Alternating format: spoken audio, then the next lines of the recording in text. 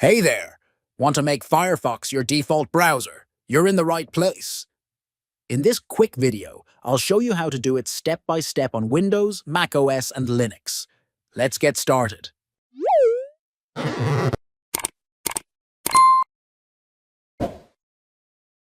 First, open Firefox.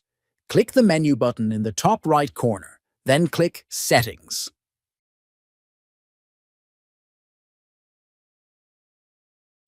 In the General section, click Make Default.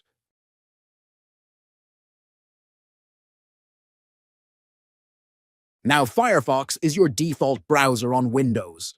And there you have it. In just a few simple steps, you can make Firefox your default browser no matter which operating system you're using. If you found this video helpful, don't forget to like, comment, and subscribe for more tech tips.